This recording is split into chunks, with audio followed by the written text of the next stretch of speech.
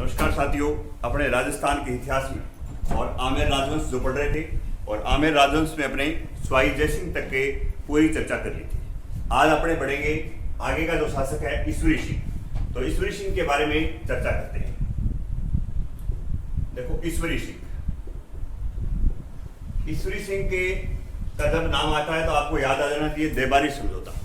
मैंने आपको मेवाड़ में भी बताया था देबारी समझौता और मारवाड़ में भी समझाया था। देबारी जो समझौता है वो 1708 का है। 1708 है, उदयपुर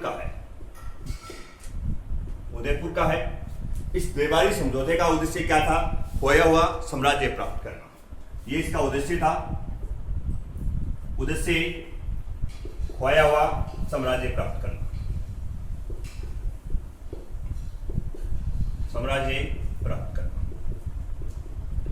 यह देबारी समझौता 3 रियासतों के मध्य हुआ था राजस्थान में, मेवाड़, मारवाड़ और आमेर। इस समय इन दोनों रियासतों के पास और क्या था? राज्य नहीं था। मारवाड़ का शासक था इस समय अजीत सिंह और आमेर का शासक था स्वाई जयसिंह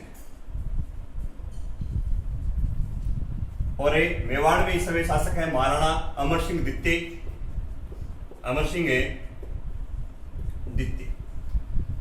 देबारी समझौते का उद्देश्य था खोया हुआ साम्राज्य प्राप्त करना। ये दोनों अजीत सिंह और स्वाई जयसिंह इस अमर सिंह के पास जाते हैं और कहते हैं हमें हमारा क्या है, आप एक राज्य दिलाओ। तो अमर सिंह ने एक शर्त रखी थी इस देबारी समझौते में। अमर सिंह की एक पुत्री थी, पुत्री का नाम है चंद्रकौनी। पुत्री का नाम क्या था? चंद्रकौनी। और चंद्रकौनी का विवाह स्वाई जयसिंह के साथ किया था। इस शर्त पे किया था कि मैं आपको आमेर का यहाँ का शासक तो राज्य तो दिला दूंगा, पर ये आमेर का शासक जो मेरी पुत्री चंद्रकौनी और आपसे जो उत्पन्न पुत्र होगा वो क्या बनेगा? आमेर का शासक। इन दोनों से बनता है माधो सिंह। इस शर्त पे ये बताया जाता है कि मेवाड़ के शासक अमर सिंह द्वितीय ने और जो दिल्ली का बादशाह जो था बहादुर शाह उससे बात करता है। तब दिल्ली के बादशाह बहादुर शाह ये सोचता है जब अपनी इतनी तीनों शक्तिशाली सेनाएं हम पे आक्रमण करेंगे, मेवाड़, मारवाड़ और आमेर, तो हम हार तो जाने हैं। तो इसलिए इस बहादुर शाह ने ये कहा कि आप उनसे ये कह दो कि आके हमसे माफी मांग ली, मैं उनको खोया हुआ उनका साम्राज्य दे दूंगा। तो इस समय बहादुर शाह ने मारवाड़ के शासक अजीत सिंह को मारवाड़ रियासत दी और आमेर के स्वाई जयसिंह को आमेर रियासत प्रदान करता है। इससे देबारी समझौते के तहत यहाँ आमेर का शासक कौन बनना चाहिए था? माधो सिंह बनना था। पर ऐसा बताया जाता है कि विदु को कुछ और मौजूद था। ईश्वरी सिंह इसका क्या था? स्वाई जयसिंह का ज्येष्ठ पुत्र था। तो इसलिए यहाँ आमेर का शासक कौन बनता है? ईश्वरी सिंह बनता है। देबारी समझौते के तहत बनना कौन था? माधो सिंह। इसलिए इनका युद्ध होता दोनों भाइयों का। तो ये आप नोट करना। सबसे पहले ईश्वरी सिंह ने राजमहल का युद्ध लड़ा था। देखो राजमहल का युद्ध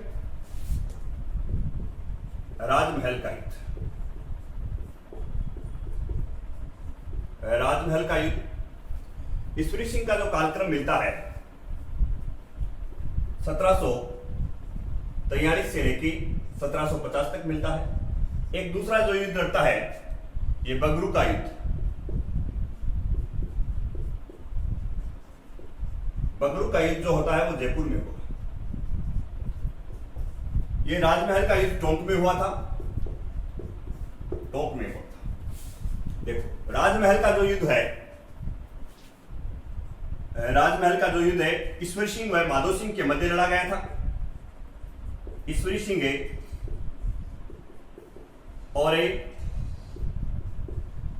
माधो सिंह के मध्य, और ये युद्ध लड़ा जो गया था 1747 में। ये आपको ध्यान में रखना है, 1747 में लड़ा गया था ईश्वरी सिंह और माधो सिंह के मध्य। इस युद्ध में ईश्वरी सिंह की जो सहायता करा था एक तो भरतपुर का राजा था सूरजमल। भरतपुर के राजा सूरजमल, इसने ईश्वरी सिंह की सहायता की थी। इधर माधो सिंह के देखो, एक तो मेवाड़ रियासत आती है, मेवाड़ से जगत सिंह द्वितीय, जो मेवाड़ वालों का क्या ये भांजा था, और एक बूंदी से उमेद सिंह, कोटा से दुर्जन सन, और मराठे देखो, मराठे सहयोग किसका करना चाहते थे? माधव सिंह का करना चाहते थे। पर एक इनका सेनापति था जिसका नाम था महादेवजी सिंधिया। महादेवजी सिंधिया। इसके हट के कारण इन मराठों ने सहयोग किसका किया था? ईश्वरी सिंह का किया था इस युद्ध में। और ये मालराव होलकर की मदद से, किसकी मदद से? मालराव होलकर की मदद से ये युद्ध विजय होता है। ये आपको ध्यान में रखना है। मालराव होलकर की मदद से इस युद्ध में क्या ईश्वरी सिंह क्या होता है? इस युद्ध में ईश्वरी सिंह क्या होता है? ईश्वरी सिंह विजय हो जाता है। ये आपको ध्यान में रखना है। विजय हुआ ईश्वरी सिंह। ईश्वरी सिंह इस युद्ध में विजय हुआ। इस युद्ध के विजय के उपलक्ष्य में, इसे राजमहल के युद्ध के विजय के उपलक्ष्य में, और ईश्वरी सिंह ने जयपुर में एक ईसर लाट का निर्माण करवाया था। किसका निर्माण करवाया था? ईसर लाट का निर्माण करवाया, जिसे सरगासुली या सरगासुली भी कहते हैं, क्योंकि ये ईश्वरी सिंह के नाम पे बनी, इसलिए ईसर लाट। और सरग की तरफ जाने वाला रास्ता है सरगासुली, इसलिए इसका नाम पड़ा था सरगासुली। ये 7 मंजिला इमारत है, 7 मंजिला, और एक अष्टकोणीय है। कैसी इमारत है? अष्टकोणीय इमारत है। ये आपको ध्यान रखना है। दोबारा देख लो एक बार राजमहल का युद्ध। राजमहल का युद्ध होता है, सबसे पहले ईश्वरी सिंह राजमहल का युद्ध लड़ता है। टोंक में युद्ध लड़ा गया 1747 में। किसके मध्य लड़ा गया था? ईश्वरी सिंह और माधव सिंह के मध्य ये युद्ध लड़ा गया था।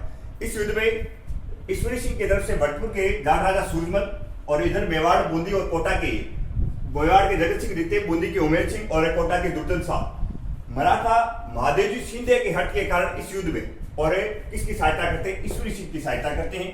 और मालराव होलकर की मदद से यह युद्ध और राजमहल का जो युद्ध है, ईश्वरी सिंह क्या होता है? विजय होता है। इस विजय के उपलक्ष्य में ईश्वरी सिंह ने ईसर लाट का निर्माण करवाया, जिसे सरगासुली या सरगासुली भी कहते हैं। ये 7 मंजिला और अष्टकोणीय इमारत है। अब देखो, मराठा क्या करते थे? दोनों तरफ से पैसे लेते थे। जो युद्ध हारता था उससे भी पैसे लेते थे, और जो युद्ध जीतता था उससे भी पैसे लेते थे। अब इससे ये 50 लाख रुपए की डिमांड कर रहे हैं, 50 लाख रुपए और कुछ भवनों की डिमांड कर रहे थे। तो इससे ईश्वरी सिंह ने इनको क्या है, पूरा जो पेमेंट है वो नहीं दिया था। ईश्वरी सिंह इनसे बार बार क्या हो रहा था? परेशान हो रहा था। तो दूसरा युद्ध तैयार हो गया। इस समय दूसरा युद्ध हो गया बगरू का युद्ध। 1 साल बाद ही तैयार हो जाता है। ये आप नोट कर लिया होगा। अब आप नोट करना अगले युद्ध में बगरू का युद्ध। बगरू के युद्ध में सेम कंडीशन है। इस बार जो मराठे हैं वो इसे माधव सिंह का साथ दे देंगे। ये आप ध्यान में रखना। बगरू का युद्ध जयपुर में हुआ। बगरू का युद्ध लड़ा गया था 1748 ईस्वी। कब लड़ा गया? वो 1747 में, और ये 1748 में। बगरू का युद्ध लड़ा गया था ईश्वरी सिंह व माधव सिंह के मध्य। इसमें भी वही सेम कंडीशन है। ईश्वरी सिंह की सहायता भरतपुर के सूरजमल कर रहे थे। इस बार जो मराठी थे वो किसका सहयोग कर रहे थे? माधव सिंह का सहयोग कर रहे थे। और इस युद्ध में माधव सिंह क्या रहता है? विजय रहता है। ये आपको ध्यान में रखना है। विजय कौन है? माधव सिंह विजय हुआ। और ये जो है ईश्वरी सिंह इन मराठों के और बार बार पैसे मांगने से क्या हो गया था? परेशान हो गया था। तो मराठों के भय से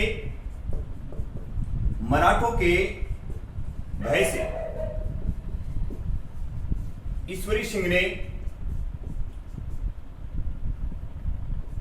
ने आत्मदाह किया।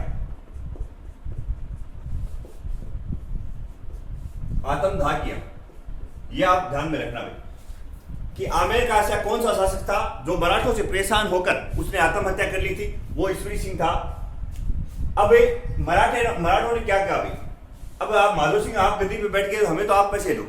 पैसे वाली बात तो ठीक थी। माधव सिंह ने मराठों को 50 लाख रुपए दे दिए थे। मराठों को कितने रुपए दे दिए? 50 लाख रुपए दे दिए। पर ये माधव सिंह की इस जयपुर की जो आय से क्या मांग रहे थे? 1/4 हिस्सा। मराठे ये बोले आपकी जयपुर में जो भी आय होगी उसका हमें 1/4 हिस्सा आप हमें दोगे मराठे। तब इस बात को लेकर माधव सिंह इनसे क्या है? नाराज हो जाता है। और माधव सिंह ने, एक तो ईश्वरी सिंह का आत्मदाह हो गया था, इसलिए जयपुर की जनता उससे पहले ही मराठों से परेशान थी। दूसरा ये 1/4 हिस्सा मांग रहा है। तब मराठों का इसने क्या करवा दिया, माधो सिंह ने कत्लेआम करवा दिया। जयपुर में माधो सिंह ने मराठों का कत्लेआम करवाया। ये आपको ध्यान में रखना है।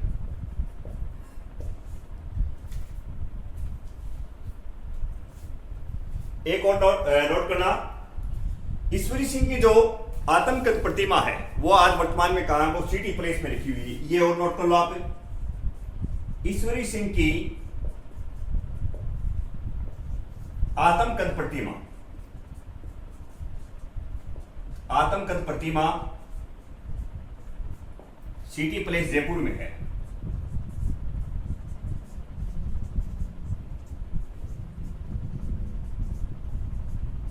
ये आपको ध्यान में रखना है। ईश्वरी सिंह की आत्मकथ प्रतिमा कहां रखी हुई है, सिटी प्लेस है जयपुर में रखी गई है।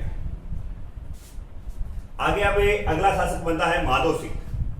इसमें आप नोट करना, माधो सिंह का जो कालक्रम है, आपसे यहां से क्वेश्चन पूछेगा कि मराठों के भय से और किस जयपुर के किस शासक ने आत्मदाह किया था, तो वो ईश्वरी सिंह था। मराठों का सरेआम कत्लेआम किसने करवाया था, तो वो माधो सिंह था। ये आपको ध्यान में रखना है। अगला शासक बनता है माधो सिंह। माधो सिंह प्रथम बोलते हैं इसको, 1750 से, और इसका जो कालक्रम मिलता है वो 1768 ईस्वी का मिलता है। देखो, सबसे पहले जो कंसेप्ट है इसका, पिता आपको पता है स्वाई जय सिंह, माता का नाम मैंने बता दिया था आपको, चंद्रकौरी, जो मेवाड़ के अमर सिंह द्वितीय की पुत्री थी। अमर सिंह द्वितीय की पुत्री थी। ये आपको ध्यान में रखना है। मेवाड़ के अमर सिंह द्वितीय की पुत्री थी। सबसे पहले देखो, एक कंसेप्ट याद रखना है इसका, इसने माधो सिंह ने स्वाई माधोपुर की स्थापना की थी 1763 ईस्वी में। ये विषय ध्यान में रखना। इसने, ये बार बार पूछा गया है क्वेश्चन, इसने माधो सिंह ने स्वाई माधोपुर की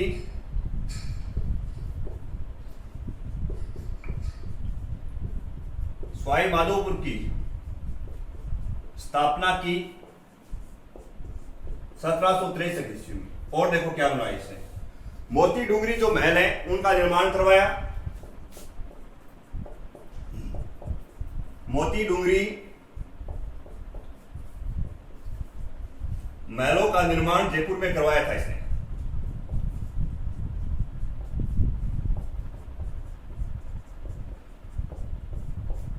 इसके अलावा आपको ध्यान में रखना है, एक इसने चील डूंगरी पर शीतला माता का मंदिर, बार बार पूछा जाता है ये, शीतला माता का मंदिर जयपुर चाकसू में बनवाया। जयपुर है, चाकसू में, तीनों के तीनों क्वेश्चन आ चुके हैं एग्जाम में। चाकसू में माधो सिंह जो थे, पिता का नाम स्वाई जय सिंह, माता का नाम चंद्रकौरी, अमर सिंह द्वितीय की पुत्री थी। एक तो इन्होंने स्वाई माधोपुर की स्थापना की है 1763 ईस्वी में, मोती डूंगरी महलों का निर्माण करवाया है। इसके अलावा सील डूंगरी पर शीतला माता का मंदिर जयपुर चाकसू में इसने बनाया था माधो सिंह ने। आगे आप नोट करना, इसकी जो आत्मकथ प्रतिमा है, ये माधो सिंह जो थे वो 7 फीट लंबे थे और 4 फीट चौड़े थे। तो इसका 7 फीट लंबा और 4 फीट जो चौड़ा पजामा है, उसका आज भी अवशेष पड़ा है, वो है सिटी प्लेस में। तो ये नोट करना आप, इसके 7 फीट लंबे,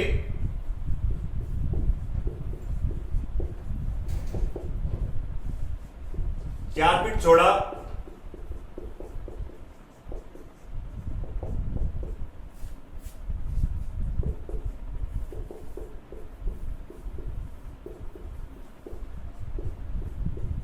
आज भी सिटी प्लेस में मौजूद है, आज भी सिटी प्लेस में मौजूद है। ये आपको ध्यान में रखना है। इसके अलावा अब आप इसके जो युद्ध है उनके बारे में अपने चर्चा करें। एक तो काकोड़ा का युद्ध लड़ता है, सबसे पहले काकोड़ा का युद्ध। काकोड़ा का युद्ध 1759 ईस्वी में लड़ा गया था और काकोड़ा का युद्ध माधो सिंह वह माधवराव होलकर के मध्य लड़ा गया था। यह आपको ध्यान में रखना है, माधवराव होलकर के मध्य लड़ा गया था। यह युद्ध क्यों लड़ा गया था? काकोड़ा का युद्ध जो 1759 में लड़ा गया था अहमद शाह अब्दाली के विरुद्ध। अहमद शाह अब्दाली दिल्ली का शासक था इस समय, तो ये आप नोट करना, अहमद शाह अब्दाली के विरुद्ध। अहमद शाह अब्दाली के विरुद्ध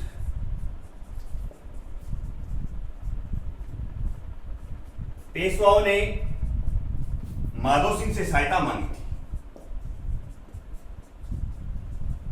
माधो सिंह से सहायता मांगी थी और इसने क्या है, सहायता नहीं दी थी, इसलिए ये काकोड़ा का युद्ध हुआ था। इस युद्ध में माधो सिंह क्या होता है, विजय होता है। ये आपको ध्यान में रखना है। माधो सिंह इस युद्ध में क्या हुआ, विजय हुआ था, ये ध्यान में रखना है। तो इसका जो 7 फीट लंबा 4 फीट चौड़ा और चौड़ा पजामा है जो आज भी सिटी प्लेस में मौजूद है। काकोड़ा का युद्ध इसने सबसे पहले लड़ा था 1759 में। माधो सिंह माधव होलकर के मध्य युद्ध लड़ा गया था। इस युद्ध में अहमद शाह अब्दाली के विरुद्ध पेशवा जो थे उन्होंने माधो सिंह से क्या मांगी थी, सहायता मांगी थी, पर माधो सिंह ने क्या इनको सहायता नहीं दी थी। ये आपको ध्यान में रखना है। आगे आप नोट करना, बंटवाड़ा का युद्ध।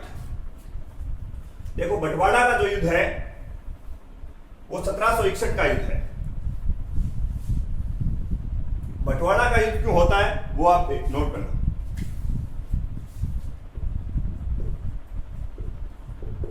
बंटवाड़ा का युद्ध, ये बंटवाड़ा का युद्ध हुआ 1761 में। मुगल जो बादशाह था अहमद शाह अब्दाली, मुगल बादशाह अहमद शाह अब्दाली ने इस माधो सिंह को क्या दिया था, रणथंबोर दिया था। और इस रणथंबोर को लेकर, यह रणथंबोर कोटा के शासक के शत्रुसाल के पास था। इस समय वास्तव में जो था ये कोटा के शासक शत्रुसाल के पास ही था, पर मुगल बादशाह ने इसे ये कह दिया कि अहमद शाह अब्दाली ने ये कह दिया कि माधो सिंह ये रणथंबोर दुर्ग क्या है, तेरा है। तो इसने रणथंबोर दुर्ग पे कब्जा कर लिया था माधो सिंह ने, और इसलिए कोटा के शत्रुसाल के साथ इसने बंटवाड़ा का युद्ध लड़ा था। तो ये नोट करना आपने, बंटवाड़ा का युद्ध लड़ा गया था 1761 में शत्रुसाल वर्सेज माधो सिंह के मध्य। इस युद्ध में शत्रुसाल की जो सेना का नेतृत्व करा था, सेना का नेतृत्व है झाला जालिम सिंह करा था। और झाला जालिम सिंह ने आमेर की सेना को क्या कर दिया, हरा दिया था। इस युद्ध में शत्रुसाल क्या होता है, विजय होता है। ये आपको ध्यान में रखना है। और ये युद्ध क्यों हुआ था, युद्ध का कारण है रणथंबोर दुर्ग। रणथंबोर दुर्ग जो मोहम्मद शाह अब्दाली ने दिया था।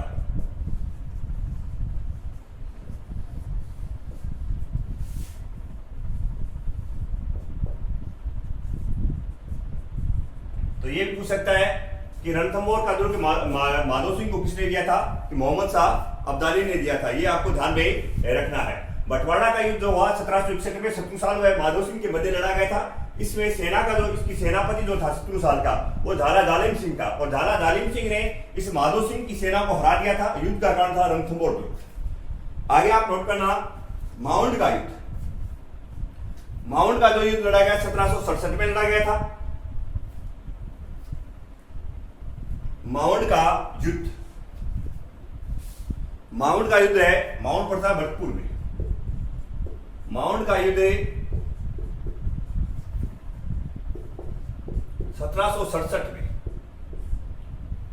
और ये युद्ध जो लड़ा गया था माधो सिंह ने माउंट प्रताप भाई भरतपुर में,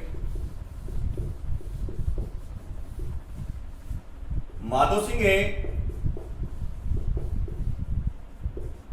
वर्षेज भरतपुर के जाट राजा जवाहर सिंह के मध्य ये युद्ध लड़ा गया था, जवाहर सिंह के मध्य लड़ा गया था। इस युद्ध में माधो सिंह ने भरतपुर के जाट राजा जवाहर सिंह को हरा दिया था। ये आपको इतना ही ध्यान में रखना है, इस युद्ध में विजय कौन होता है, ये माधो सिंह होता है। इसके साथ ही अपना ये माधो सिंह जो है कंप्लीट हो गया। इसके बाद अपने पढ़ेंगे स्वाई प्रताप सिंह। तो माधो सिंह ने 3 युद्ध लड़े, एक तो काकोड़ा का युद्ध लड़ा था, एक बटवाड़ा का युद्ध लड़ा था, एक ये माउंट का युद्ध लड़ा था। काकोड़ा के युद्ध में माला होलकर को हराया था इसने, बटवाड़ा के युद्ध में कोटा के शत्रुसाल से हारता है। एक माउंट का युद्ध है, माउंट के युद्ध में इसने भरतपुर के जाट राजा जवाहर सिंह को हराया था। माधो सिंह ने सील डुंगरी में और एक चाक्षु माता जो जयपुर में शीतला माता का मंदिर चाक्षु जयपुर में बनवाया सील डुंगरी पे। इसके अलावा मोती जो डुंगरी है, उन मोती डुंगरी महलों का निर्माण करवाया था। यह आपको ध्यान में रखना है। अगला शासक बनता है स्वाई प्रताप सिंह। देखो स्वाई प्रताप सिंह जो है, सबसे पहले इसने आपको याद रखना है, स्वाई प्रताप सिंह ने हवा महल का निर्माण करवाया था। स्वाई प्रताप सिंह ने किसका निर्माण करवाया था? हवा महल का निर्माण करवाया था। तो हवा महल देखो, हवा महल का निर्माण, ये प्रश्न काफी बार पूछा गया है, यहां से हर प्रश्न पूछे गए हैं। हवा महल का निर्माण स्वाई प्रताप सिंह के द्वारा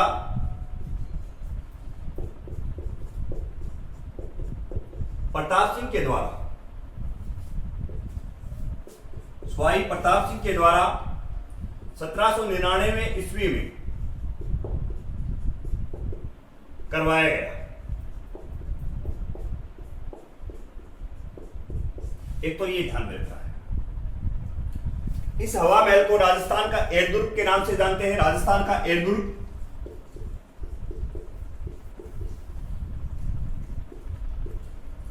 ये जो हवा महल है, ये हवा महल भगवान श्री कृष्ण को समर्पित है।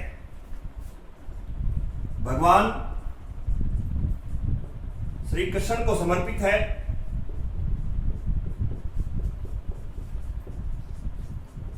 है।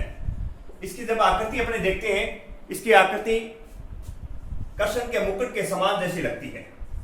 आकृति इसकी हवा महल की कैसी है? कृष्ण के मुकुट के समान। कृष्ण के समान आपको ये याद रखना है, कृष्ण के मुकुट के समान इसकी आकृति है हवा महल की। इस हवा महल का जो वास्तुकार था, इस हवा महल का वास्तुकार था लालचंद उस्ता। वास्तुकार कौन था? लालचंद उस्ता। इसके अलावा आपको याद रखना है, इस हवा महल में 953 झरोखे हैं, 5 मंजिला इमारत है। कितने मंजिला इमारत है? 5 मंजिला इमारत है।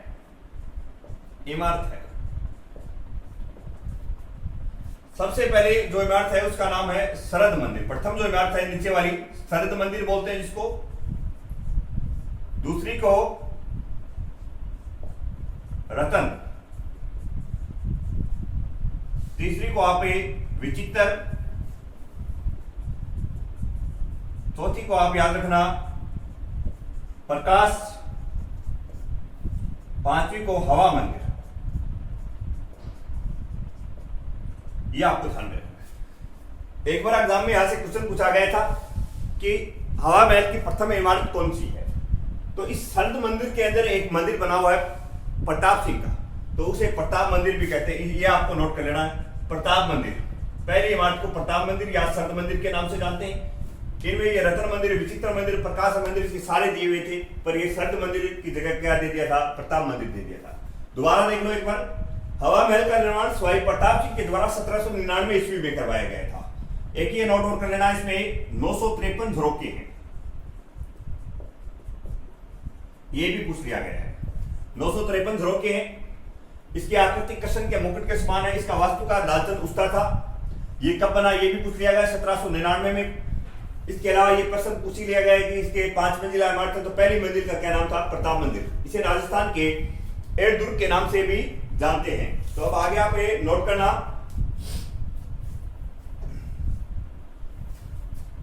इसके बाद हवा महल के बाद एक क्वेश्चन और पूछ सकता है आपसे कि राजस्थान का द्वितीय हवा महल कहां है? तो राजस्थान में जो दूसरा हवा महल है, राजस्थान का द्वितीय हवा महल, द्वितीय हवा महल या पूछ सकता है आपसे शेखावाटी का हवा महल, शेखावाटी का हवा महल। ये शेखावाटी का जो हवा महल है, यह राजस्थान का द्वितीय हवा महल है। वो सीधा का सीधा कई बार क्वेश्चन देता है कि शेखावाटी का हवा महल लोग देखते ही सीधे पहले सबसे पहले झुंझुनू उत्तर करते हैं। झुंझुनू में जगह है खेतड़ी, खेतड़ी में ये हवा है, खेतड़ी में हवा महल है ये झुंझुनू में, ये आपको ध्यान में रखना है। खेतड़ी झुंझुनू में दूसरा हवा महल है। इस हवा महल का निर्माण खेतड़ी के राजा महाराजा जो भोपाल सिंह थे, खेतड़ी के महाराजा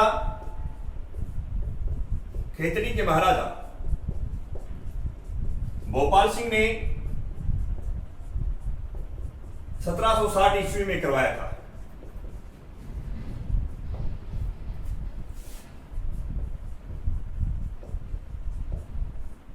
ग्रीष्म ऋतु में यहां ठहरने के लिए महाराजा भोपाल सिंह ने ये खेतड़ी का जो शेखावाटी हवा महल बनाया था। इसके अलावा एक और हवा महल है राजस्थान में। तीसरा जो हवा महल है वो कुचामन दुर्ग नागौर में है। तीसरा जो हवा महल है कुचामन है दुर्ग नागौर में है।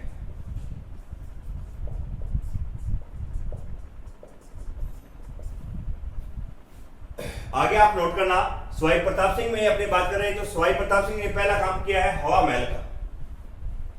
दूसरा इसी में आप नोट करना भाई, इसके सवाई प्रताप सिंह के दरबार में 22 संगीतज्ञ, 22 ज्योतिष, 22 कवि रहते थे। तो इसलिए इसने गुणीजन 22 खाना या गंधर्वी 22 की क्या की थी, इसने स्थापना की थी। ये काफी बार पूछा गया है। तो इसने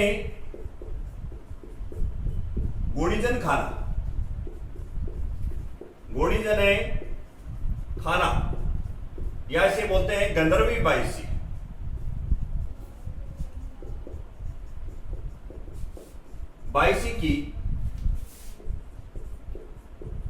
की स्थापना करवाई। ये आपको विशेष ध्यान में रखना है, काफी बार पूछा गया है। हवा महल से सारे क्वेश्चन आ चुके हैं। ये सवाई प्रताप सिंह के दूसरा क्वेश्चन है, वो भी काफी इंपॉर्टेंट है, ये बार बार पूछा जाता है। इसके अलावा इसके समय में एक तमाशा लोकनाट्य प्रसिद्ध हुआ था। इसके समय में सीधा का सीधा पूछेगा कि तमाशा लोकनाट्य किसके समय प्रसिद्ध हुआ था? तो इसके समय तमाशा लोकनाट्य प्रसिद्ध हुआ। तमाशा लोकनाट्य प्रसिद्ध हुआ। ये एक बार क्या था, ये तमाशा लोकनाट्य कहां का? महाराष्ट्र का प्रसिद्ध है। महाराष्ट्र गए हुए थे वहां से, और सवाई प्रताप सिंह इस तमाशा लोकनाट्य के जो कलाकार हैं बंशीधर जी भट्ट, उनको ये जयपुर लेके आते हैं। वहां इनकी सारी रहने सहने की व्यवस्था करवाते हैं। तो वहां इस रंगमंच के माध्यम से इसने तमाशा लोकनाट्य दिखाया था। तमाशा लोकनाट्य किसके समय प्रसिद्ध हुआ था? सवाई प्रताप सिंह के समय प्रसिद्ध हुआ था। यह आपको ध्यान में रखना है। आगे आप इसमें नोट करना, इसके जो काव्य गुरु थे, काव्य जो गुरु हैं, काव्य गुरु का नाम मिलता है गणपति भारती। गणपति भारती, ये आपको ध्यान में रखना है, गणपति भारती। इसके अलावा इसके संगीत गुरु हैं, संगीत गुरु हैं जिनका नाम मिलता है मियां चांद खां। मियां चांद खां, काव्य गुरु गणपति भारती, संगीत गुरु मियां चांद खां। इस मियां चांद खां को प्रताप सिंह ने एक उपाधि दी थी जिसका नाम है बुद्धि प्रकाश। बुद्धि प्रकाश की उपाधि दी थी इसे, बुद्धि प्रकाश की उपाधि दी। इस मियां चांद खां ने एक पुस्तक लिखी थी, पुस्तक का नाम है सवर सागर। तो पूछेगा आपसे सवर सागर किसने लिखी थी? तो सवर सागर जो पुस्तक लिखी थी वो मियां चांद खां ने लिखी थी। तो दोबारा देख लो, स्वाई प्रताप सिंह में जो गुणीजन 22 जो है, गुणीजन 22 या गंधर्वी 22 की क्या करवाई थी, इसने स्थापना करवाई थी। एक याद रखना कि तमाशा लोक नाट्य किसके समय प्रसिद्ध हुआ, तो वो स्वाई प्रताप सिंह था। स्वाई प्रताप सिंह के काव्य गुरु गणपति भारती थे और स्वाई प्रताप सिंह के जो संगीत गुरु हैं वो मियां चांद खा थे। मियां चांद खा को इसने क्या उपाधि दी, बुद्धि प्रकाश की उपाधि दी थी। मियां चांद खा ने एक पुस्तक लिखी थी जिसका नाम था सवर सागर। इसी मियां चांद खा का एक और कवि था जिसका नाम था राधा कृष्ण, उसने राग रत्नाकर लिखी थी। राधा कृष्ण ने कौन सी पुस्तक लिखी थी, राधा कृष्ण ने राग रत्नाकर नामक पुस्तक की रचना की।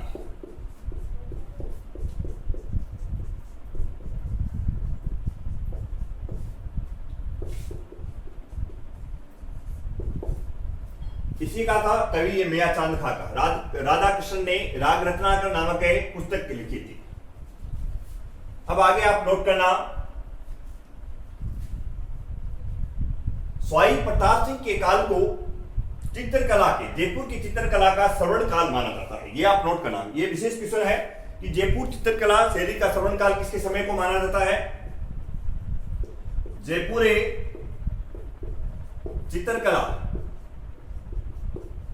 चित्रकला का श्रवण काल स्वाई प्रताप सिंह के समय को माना जाता है।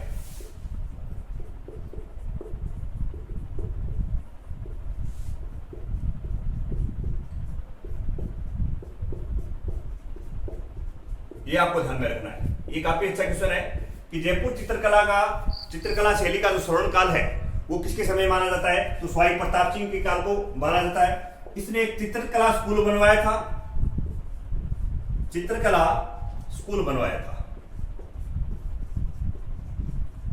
इसके अलावा इसका जो प्रमुख जो चित्रकार था, स्वाई प्रताप सिंह का प्रमुख चित्रकार था जिसका नाम था, पेंटर जो था लालचंद था। इसका प्रमुख चित्रकार हवा महल का डिजाइनर भी उसका लालचंद है। ये प्रमुख चित्रकार है स्वाई प्रताप सिंह का जिसका नाम है लालचंद।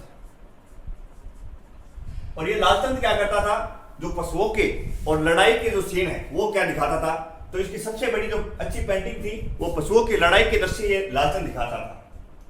पशुओं के लड़ाई के दृश्य की क्या बनाता था, ये पेंटिंग बनाता था। ये आपको ध्यान में रखना है। तो जयपुर चित्रकला शैली का स्वर्ण काल किसके समय, स्वाई प्रताप सिंह के समय माना जाता है। चित्रकला स्कूल बनवाया एक इसने, इसका प्रमुख चित्रकार था लालचंद। ये आपको ध्यान में रखना है। अब आगे आप नोट करना, इस स्वाई प्रताप सिंह ने 2 युद्ध लड़े थे, तुंगा का युद्ध एक और एक युद्ध लड़ा था पाटन का युद्ध। तुंगा का जो युद्ध लड़ा था वो आप नोट करना 1787 में लड़ा था तुंगा का युद्ध।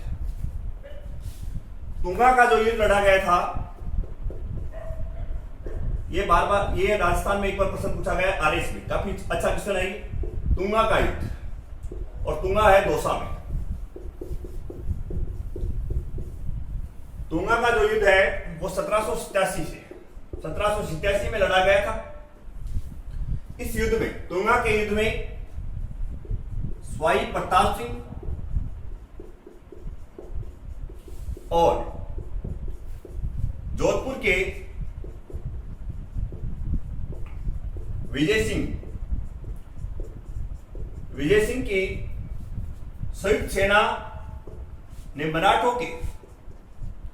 मराठा के इसमें जो विशेष कमांडर थे जिसका नाम था महादेवजी सिंधिया, ये आपको याद रखना। सेनापति महादेवजी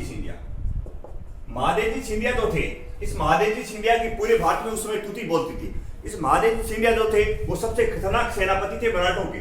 और इन दोनों ने, स्वाई प्रताप सिंह और जोधपुर के विजय सिंह ने मिलकर इस महादेवजी सिंधिया को इस युद्ध में क्या हरा दिया था, तुंगा के युद्ध में हरा दिया था। ये आपको ध्यान में रखना है। इस युद्ध में स्वाई प्रताप सिंह और विजय सिंह क्या होते हैं, विजय होते हैं।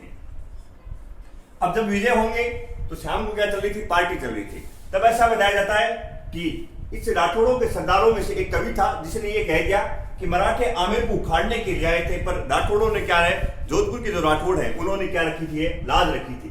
तो आगे 1 साल बाद फिर मराठे आ जाते हैं।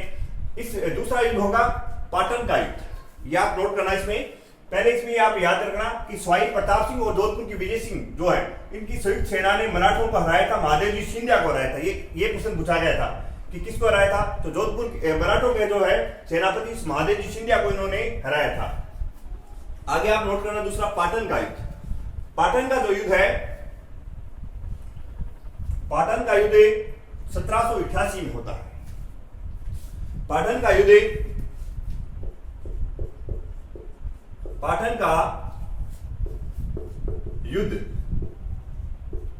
1788 में हुआ। पाटन का युद्ध सेम स्वाई प्रताप सिंह और दूसरे हैं विजय सिंह, ये जोधपुर के। और इस बार क्या है, मराठों का जो सेनापति महादेव जी सिंधिया नहीं आया था। मराठा सेनापति ये फ्रेंच कमांडर था इनका, फ्रेंच कमांडर याद रखना आप। फ्रेंच कमांडर आया था जिसका नाम था डीबोई। डीबोई इस युद्ध में आता है। और जब राठौड़ों के जो कवि जो थे, उन्होंने ये बात कह दी थी कि आमेर को उखाड़ने के लिए आए थे, इनकी जो लाज रखी है वो किसे, जोधपुर के राठौड़ों ने रखी है। तो इस युद्ध में प्रताप सिंह ने क्या किया, प्रताप सिंह की जो सेना जो थी, उन्होंने इनको ये बात बता दी। तो आपसी फूट के कारण इस युद्ध में क्या है, ये हार जाएंगे स्वाई प्रताप सिंह और विजय सिंह। तो इस युद्ध में विजय डीबोई रहेगा। डीबोई आपको याद रखना, ये फ्रेंच कमांडर था। इस युद्ध में मराठे क्या हो जाते हैं, मराठे विजय हो जाते हैं। ये आपको ध्यान में रखना 1788 के युद्ध में। इसके अलावा आपको याद रखना है स्वाई प्रताप सिंह स्वाई प्रताप सिंह जो था, वो स्वयं की जो रचनाएं हैं वो किस नाम से करता था, ये काफी बार पूछा गया है। स्वाई प्रताप सिंह जो था, स्वाई प्रताप सिंह स्वयं में बर्ज निधि के नाम से रचनाएं लिखता था। बर्ज निधि के नाम से रचनाएं लिखता था। एक और ध्यान में रखना, इसने एक संगीत सम्मेलन बुलवाया था और संगीत सम्मेलन का जो अध्यक्ष था, इसने संगीत सम्मेलन बुलवाया।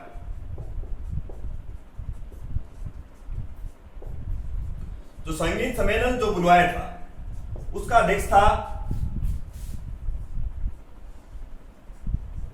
देव ऋषि बर्जपाल भट्ट।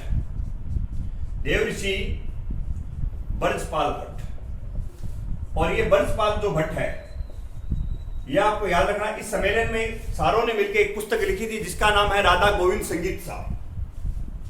राधा गोविंद संगीत सार, ये सीधा भी आपसे पूछ सकता है। तो इसमें विशेष जो योगदान था इस देव ऋषि बर्जपाल भट्ट का था। तो आपसे पूछे कि राधा गोविंद संगीत सार पुस्तक और किसने लिखी है, तो वो आप सीधे लिख सकते हो कि राधा गोविंद संगीत सार पुस्तक देव ऋषि बर्जपाल भट्ट ने लिखी थी। तो स्वाई प्रताप सिंह जो था, स्वयं किस नाम से रचनाएं करता था, बर्ज निधि के नाम से रचनाएं करता था। और इसने जो संगीत सम्मेलन बुलाया उसका अध्यक्ष किसे, देव ऋषि बर्जपाल भट्ट। और देव ऋषि बर्जपाल भट्ट ने एक पुस्तक लिखी जिसका नाम है राधा गोविंद संगीत सार। ये आपको विशेष ध्यान में रखना। इसी के साथ स्वाई प्रताप सिंह कंप्लीट हुआ। धन्यवाद साथियों।